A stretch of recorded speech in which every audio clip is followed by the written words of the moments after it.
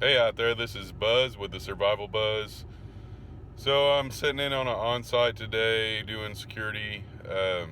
Seems like ever since the hospital shooting we had at St. Francis here in Tulsa, Oklahoma, a few weeks ago, everybody's really lost their cool, especially in the medical field. I mean, hospitals, clinics, you name it.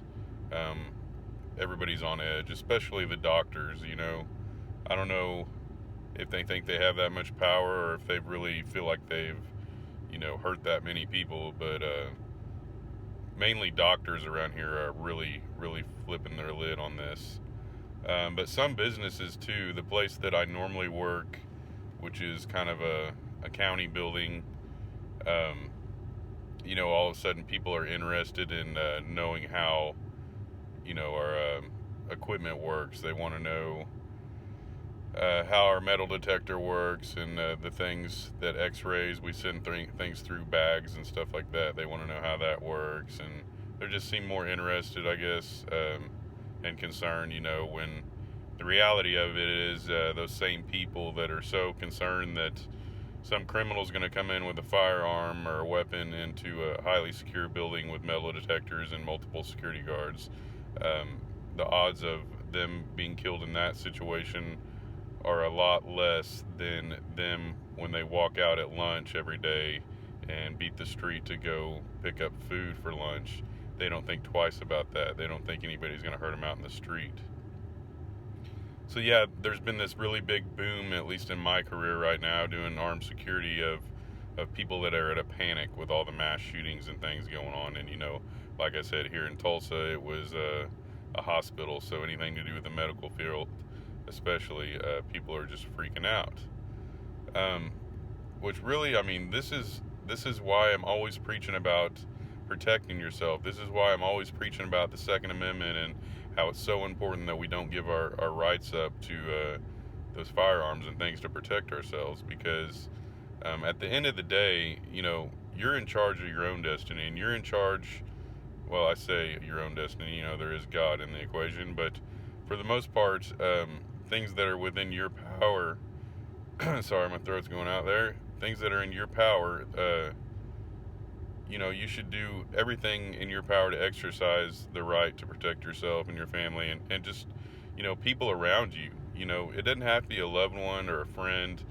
If there were more good guys out there, there would be less bad guys. It's just basic, knowledge there. It doesn't take much digging to really figure out that's the problem with the equation nowadays, because gun-free zones is exactly where criminals go to hurt people, to kill people. They go to the gun-free zones. They're not going to go somewhere, like I said, where there's armed security and metal detectors. I mean, they can, but the odds of it are a little bit more slim than just somewhere where people are sitting like sitting ducks and have no weapons or means to defend themselves. So, in a school, for instance, if you have a dozen or more staff and teachers that are all concealed carry, then you ain't got anything to worry about, or at least your odds are a little bit better than if everybody is unarmed and their only means of protecting themselves is to find a good place to hide and be quiet. So, everybody needs to be exercising that two-way muscle. Everybody needs to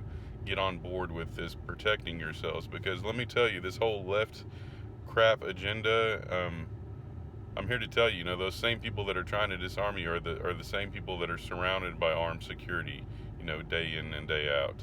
And those are the same people, calling to defund the police and things, and then they want to take your weapons away as well. So you have no means of protection, no way to save yourself or your family or people around you, because you're unarmed, and because they want to defund all these police departments and things. And we're slowly getting away from the old Barney and Fife police thing, and more of a militarized type police force. And we're going to be the victims in all this. I had an incident the other day where there was a call at a place I was watching, and they were pretty distraught after the shootings and stuff. They take everything very seriously, even though there probably wasn't a means to be worried. And they wanted me to call the police about it. The police are supposed to come out, I guess, and make a report and then go talk to the person about the harassing phone call or whatever. And It took them literally 6.5 hours to show up, and the lady was just blown away at how long it took. And I mean, that's the world we live in, you know.